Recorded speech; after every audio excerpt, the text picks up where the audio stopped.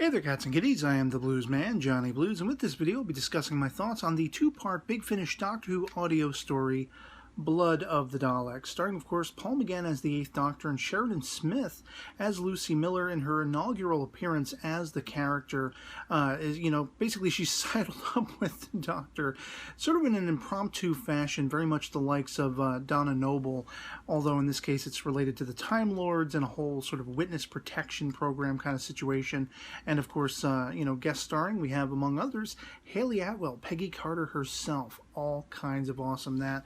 And also starring the likes of which Anita Dobson, Kenneth Branagh, and Nicholas Briggs himself, who's also the director of the piece, voicing, of course, the Daleks, the titular characters, and my favorite of the Doctor Who baddies and monsters and villains, that kind of situation. This is absolutely a captivating story because there's some twists and turns you don't necessarily see coming in it, and it very much sort of cherry picks themes that we've seen representative in such Dalek stories as Genesis of the Daleks, Resurrection of the Daleks, Remembrance of the Daleks, even, Daleks in Manhattan. Although you could say, I think Manhattan may have come actually after this, so maybe it's sort of cherry-picked from this particular piece. But anyone who's a fan of the Daleks, there's a lot of awesome stuff going on in this story. We basically, as I say, see the Doctor just sort of floating along time and space in the TARDIS, and out of nowhere crops up Lucy Miller. She just sort of, beams into the TARDIS without any sort of rhyme or reason or question. And it's kind of just par for the course for the Doctor. He's very much just going about his business and, oh, by the way, who the hell are you? How'd you get in here trespassing in my TARDIS? And so, of course, they're stuck together because of the Time Lord's will. And we don't get any real answers as to how that's meant to play out and what the reasoning is.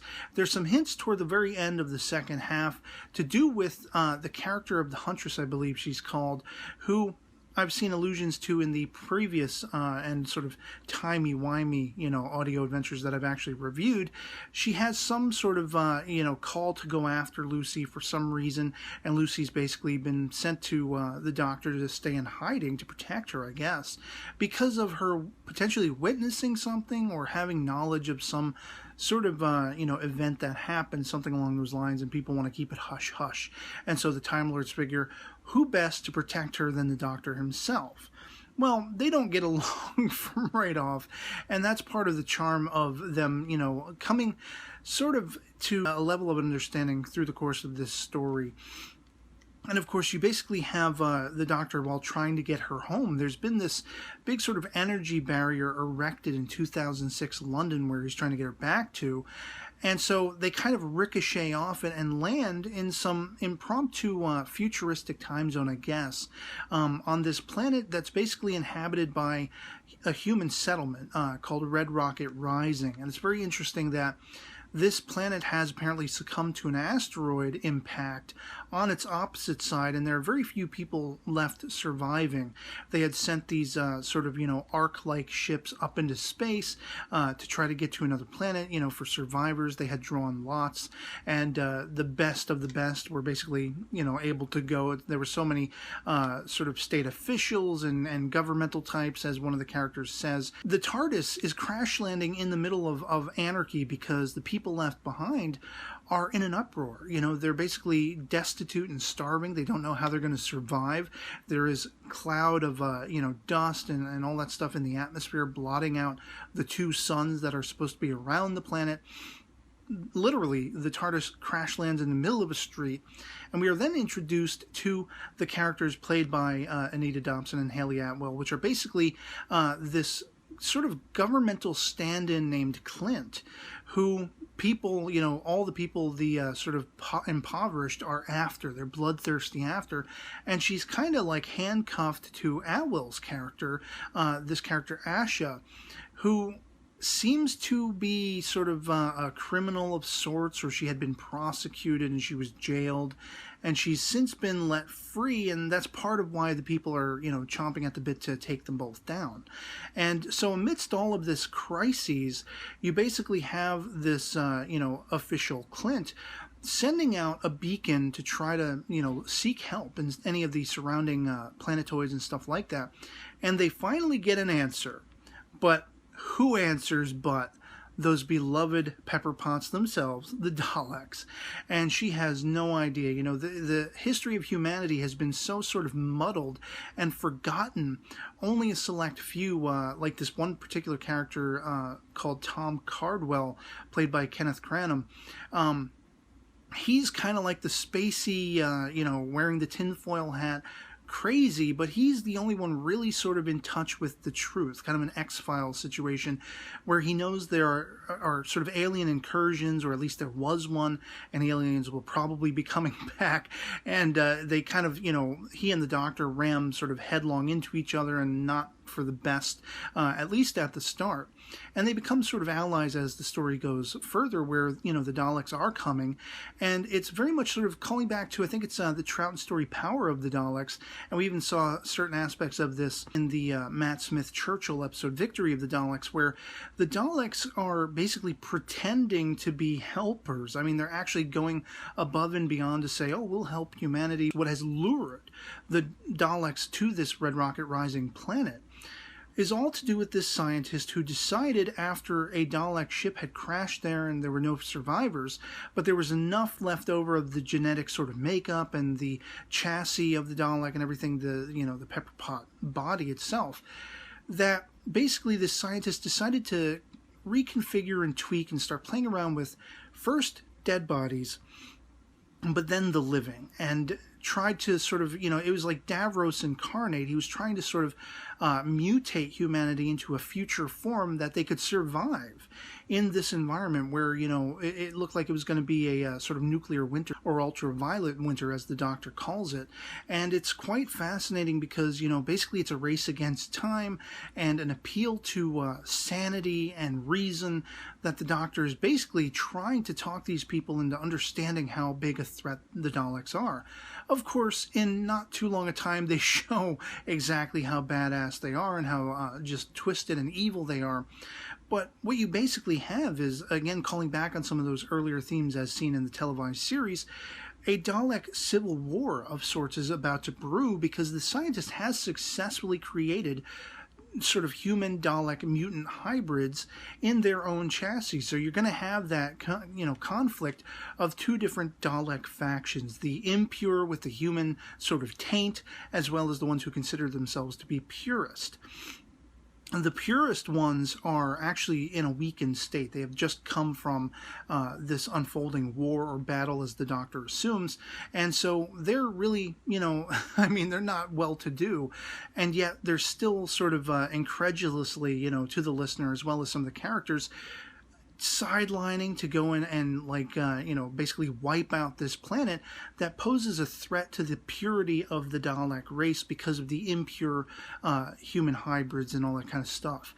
And it's absolutely awesome. I mean, there are some really cool twists and turns, as I say, where there's a character, Haley Atwell's, you know, who isn't what she seems, as well as, you know, the, as I say, the Tom Cardwell character proves to be the one with the straightest sort of head on his shoulders, even though when you first meet him, you think it's anything but that, you know. He becomes an integral piece. It kind of reminds me of the Dalek invasion of Earth, and even the Peter Cushing movies, where you had the character played by the actor who played Wilf. In that one, he became very heroic. It's almost like that aesthetic in this particular story with the Cardwell character.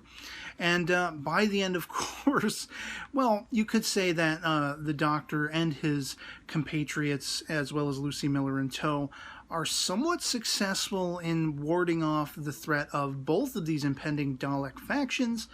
And then there's this great little nod toward the end where there's all kinds of radio static as the Clint woman is announcing to her people they've actually been in touch with another planet that's actually more hopeful, more prosperous. And they cut it off, but you can tell she's about to say, "Tell us." I almost lost it as soon as I heard that. Suffice to say, these are frickin' awesome. Blood of the Daleks, parts 1 and 2. Again, Haley Atwell, just so cool. And as I have done with my previous reviews and discussion videos on these particular audios, I figured I would show the little booklets, because at least with this first one, for part 1, The poster situation's a little bit different, and it's that much cooler. Of course, you have the advertisement for Part 2 and Doctor Who magazine, but you then fold it outward, and you get this sort of big mini poster. You get this poster of small stature, but really awesome, with all the players involved. Of course, the Chief Dalek, and just so cool. And with the second one, it's actually more closely resembling, you know, the inserts that came in the other audios that I have since reviewed. But I'll still show it while I'm here. And again, I love the twists and turns in this story. I love the Daleks. I love being able to hear, you know, the Nick Briggs sort of voices of the Daleks, even though this is supposed to be an earlier Doctor. And of course, there are sensibilities, as I was alluding to, where the Doctor calls back on Genesis of the Daleks at one point when he notices that this scientist has, you know, basically mutated humanity and is creating a whole sort of spin-off segment of Daleks. He calls back on the choice he could have taken to wipe out the Daleks before they became a threat in Genesis of the Daleks. And he basically alludes to this as, this was a missed opportunity. I should have taken the opportunity when I had it. And it's ironic because he doesn't still actually, you know, he's not the one sort of wielding the weapon, we could say, being integral in taking the Daleks down. It's a group effort. And it's kind of done by accident, you could say, you know, but it's very funny how he's made the decision that, you know, that decision in the past was a poor one. And he should have done something about the Daleks, you know, before they became the threat that they would eventually become. And here in this story, even though he's made that choice, it still kind of plays out of his hands and out of his control. So to look at the second insert, of course, you have cast photos, the lovely Haley Atwell and Miss Dobson here, as well as, you know, everybody involved, basically. I freaking love it. And then for the middle sort of insert poster, you basically have a schematic of the Dalek saucer, which is, of course, the one that comes down and with the promise of helping humanity, whatever like that. And toward the back, the next in the line that will be released, or as you know, this was released years ago, was the next one to come out in Doctor Who magazine, of course. And so, yeah, I mean, you know, I got these from my good friend across the pond, Howard, once again. And as I, you know, if you watched the unboxing I did where I took these out, and just freaking awesome. Love the Daleks, love the Big Finish audio adventures of the 8th Doctor and Lucy Miller, and I can't wait to see and listen to more in the future. And so I hope you enjoyed the video. I'd love to hear from you guys in the comments below. If you've been listening to any of the Doctor Who audios, what are some of your favorites? There's a lot, frankly, I haven't gotten around to. I mean, these are among the first. All of my reviews are among the first of the Big Finish audio I've ever gotten my hands on, ever been able to listen to, with the exception of the 50th anniversary story, The Light at the End. That was the first audio I ever got to hear, and I heard it on YouTube, and it was subsequently one that was gifted to me by Howard, and you know, I may revisit that at some point in the future as well. And there are some more audio reviews to come. Stay tuned. Otherwise, that'll be pretty much it for me on this, and I'll catch you all later. Peace.